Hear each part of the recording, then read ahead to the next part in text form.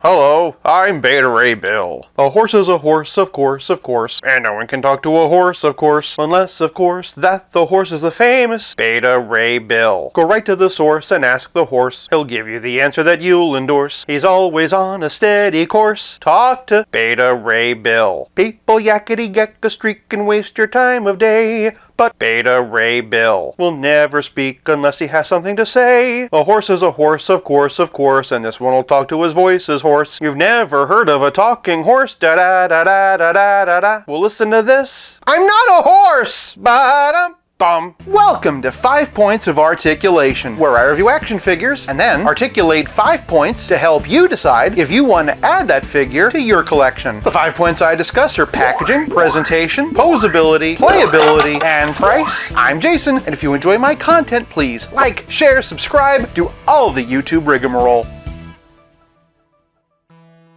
Now watch me whip, now watch me neigh, neigh. Today, we're taking a look at Thor's Ride or Die, the Marvel Select Beta Ray Bill. And spoiler alert, I'm pretty sure I picked a winner. Starting off with the packaging, a Beta Ray Bill comes in that classic Marvel Select blister card, Thor logo in the corner, Disney logo in the corner. To my knowledge, this is not a Disney Store exclusive, so I don't know why that's there. Some pretty sweet character art on the side, and more of that artwork on the back. Marvel Select has had the same basic box for 20 years. That's 4 US presidents. Line them all up on a bookshelf and you'd have a beautiful display. The only major change over the years is the back. Originally, you'd get a product shot and a bio, as well as previews of other available figures. We had some form of that as recent as last year. This time, all we have is some comic book art. In general, I prefer a window box, but hey, the important thing is that there's a window. And honestly, I just have serious respect for their staying power. For packaging, I'm giving Beta Ray Bill 1 whole point. Moving on to presentation, and the top of his head, Beta Ray Bill stands at 8 1/4 inches, but to the top of his mane, he stands at a very Harry Potter 9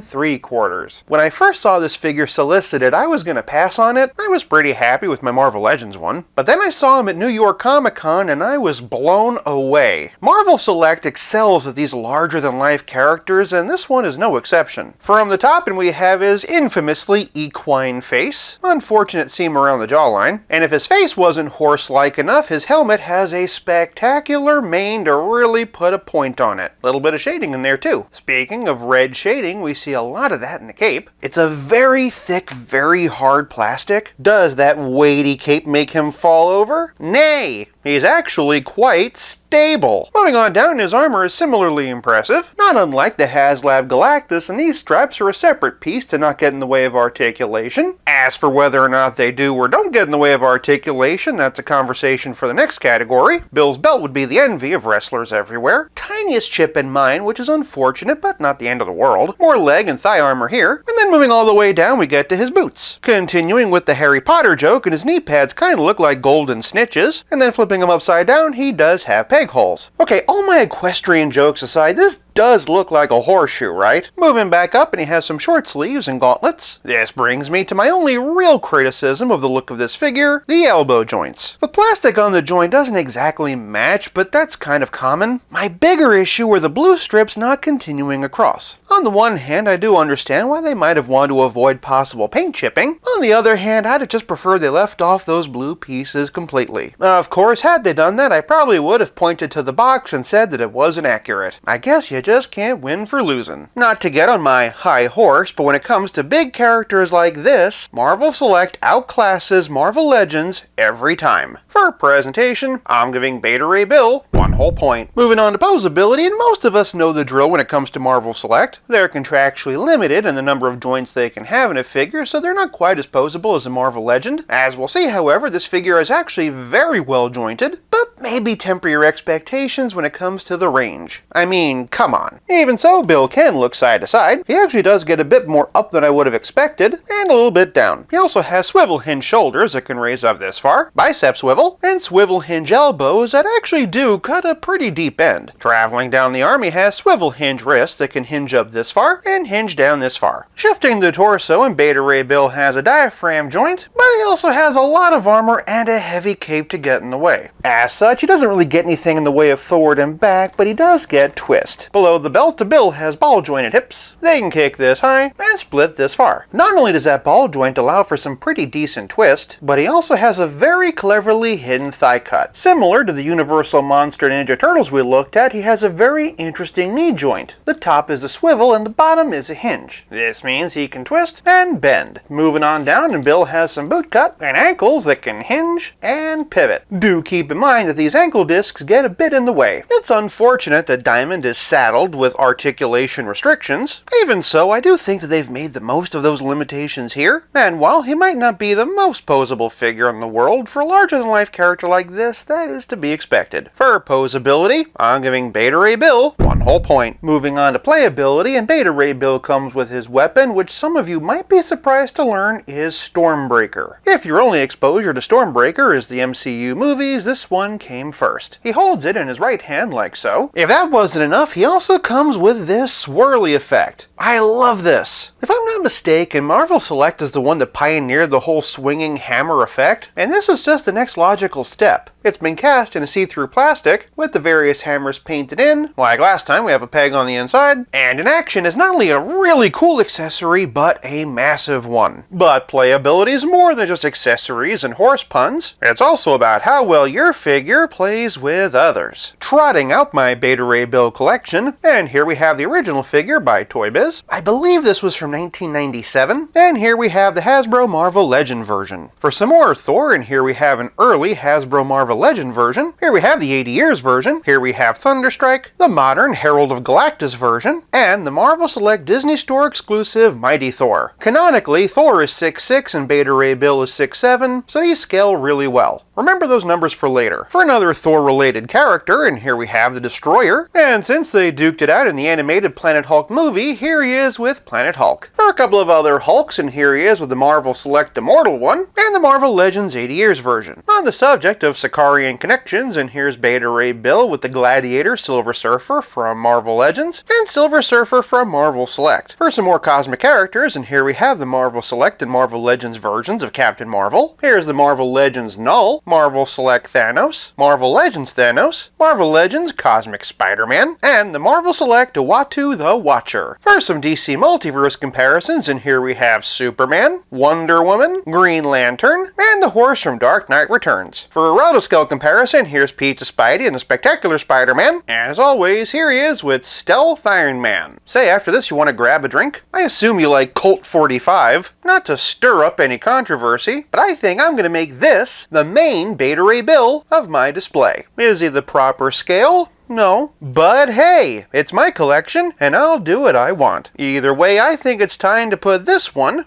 out to pasture. For playability, I'm giving Beta Ray Bill 1 whole point. This leaves us with nothing left to discuss but the price. Beta Ray Bill is a direct market release and retails for $34.99. That said, the owner of my local comic book store offered me this one for only $20 as part of a Black Friday sale. Never being one to look a gift horse in the mouth, I couldn't resist. Considering that this is what passes as a deluxe Marvel Legend and it was only $2 cheaper, yeah. Beta Ray Bill? More like Alpha Ray Bill. For price, I'm giving Beta Ray Bill 1 whole point for a grand total of 5 out of 5. Why the long face? For another Thor-related video, check out this Versus, or for more Marvel Select, check out Superman vs. Planet Hulk. Are you picking up this Beta Ray Bill? Yay or nay? Also sound off in the comments and let me know what you think about the new turquoise and orange background. Just something I'm trying out since it's the channel colors. Thank you so much for watching. I'll be back again real soon, but until then, play nice and have fun.